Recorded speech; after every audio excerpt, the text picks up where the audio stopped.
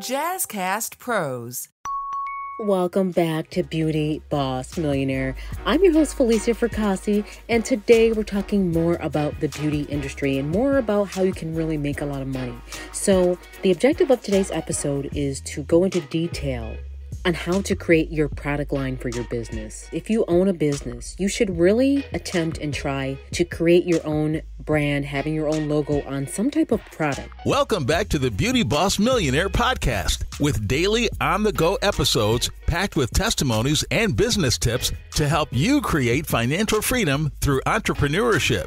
Hosted by the owner of Fracassi Lashes and the Blow Dry Lounge, the Beauty Boss Millionaire herself, Felicia Fracassi. As we know, Rihanna is now a billionaire. I'm so proud, Rihanna. Go ahead. Congratulations to Rihanna. I'm really happy for her. Nicki Minaj shouted her out. Everybody was just thinking she wasn't singing for a reason, but the girl's been working on product because the money is in the product. So if you have a business, there should be something you're branding as your own. It could be t-shirts. It could be your logo on something that people want. And have it at the front desk because people naturally want to support your brand. They want to see your logo on it. They already believe in you. That's why they're at your business. But take it another level by having your name branded on whatever product line it is. Now, some of you all may be asking, well, what can I put my logo on or what can I do? Well, if you're not really sure, start looking at other businesses similar to yours. It could be something really small like keychains. It could be magnets. Just to start off, it could be t-shirts. People love supporting brands. It could be hats. It could be stickers, bumper stickers. I'm telling you, it's all marketing and they're paying for it. So make sure you do that. Have some type of product line.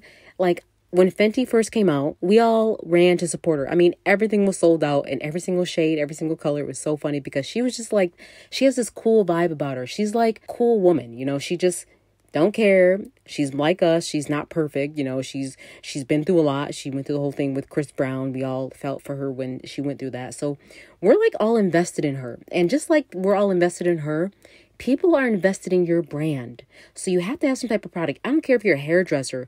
Have your own special type of brush. Have your own special type of hairline, hair gel, edge control gel, hair dryers. Like there's so many things that you can do, but you just have to expand your thinking. If you're a business that helps people with this type of service, you can have your own pens. You can have your own paper. You can have, I mean, I can go on and on. You can have your own everything and people will gladly rock your brand and support you and represent it. And also it's important that you push that, you know, hey, would you like to purchase this today? Even you can create packages. That's another thing I want to mention. If you are one of those people where you're like, well, I don't really know how to do this, you can just create a package around the additional products. Say, hey, if you get this package, you're going to get all this stuff for free, which people say, oh, look, the t-shirt, I get this, I get the brush, I get, you know, the cream, I get this. I love it. I want it. And people want that. Get used to creating packages because a lot of these bigger brands, they really sell packages and products that make people want to come to them again and again and again. So just remember, you have to be creative with this side of business because it's not easy just flying it off the cuff. These little add-ons and these little additional product items is what helps cover the rent. It's what covers your expenses. It's what covers your monthly bills that you're having accumulating every single day. All right, so now I want to talk about your product line being not only tangible in the store, whatever store you have, but you also want to make sure that you create your online presence because as you know, with this whole, ever since COVID-19 came, people now are actually really seeing what it's like to be able to buy online and for it to be at your door because now we're less inclined to want to go somewhere or touch someone or touch something. So the people that didn't have an online presence really suffered throughout this whole pandemic because they didn't have a place where people could order unless you're on one of the big boy names like Amazon or, you know, Walmart.com or all these other services. Or if you didn't have an online site presence, you suffered because people couldn't get a hold of you. I mean, unless you're selling stuff on your Instagram, I get it, but there needs to be a dedicated website. You need to have a Shopify account. You need to have a Etsy account. I can go on and on. You need to have a website presence where people can buy directly from you, right from your business to their door. There's no middleman. People love seeing things like this. So it's important that if you have a business, that you have an online presence, that people can do stuff while you're sleeping. I mean, there's times where I wake up 4 o'clock in the morning to go to the bathroom with my bonnet on. Actually, no, I don't wear a bonnet, but I wear scarves. And next thing you know, I look and there's sales that are coming in 2 o'clock in the morning, 2:30. The sales are coming in. So it's important that you have an online presence. Even if you have to just spend a day or a week of just brainstorming. There's times where a lot of people think I'm going on these fancy vacations where I'm off enjoying myself, and I have a really pretty picture on Instagram or Facebook, which I do. I enjoy myself.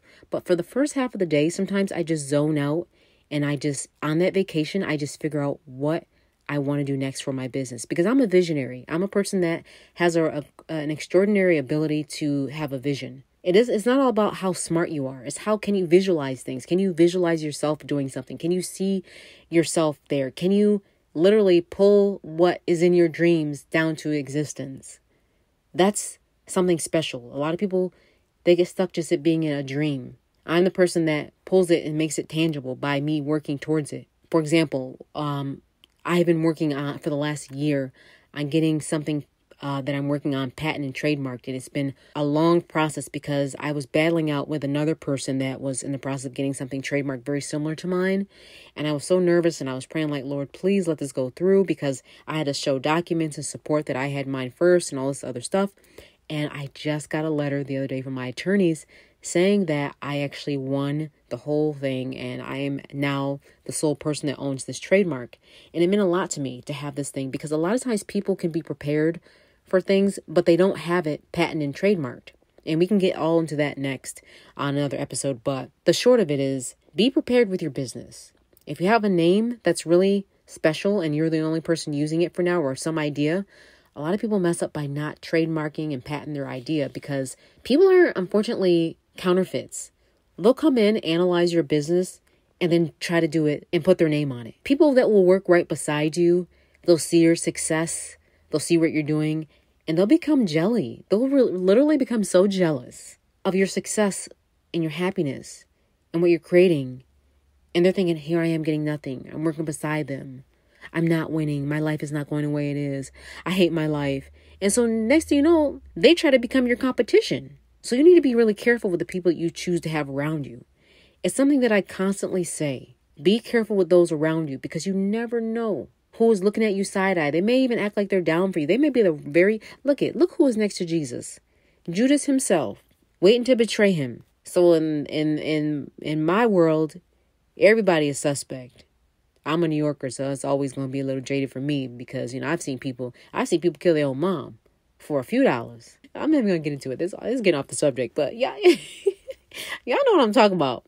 So back to the beauty industry, it's really important that you are investing in yourself, you're creating your product line, and that you're investing back into the product. I remember back in the day, I had a makeup line. It was on Monroe Avenue, and I did so well with the makeup line that I ended up selling more and more and more of the makeup.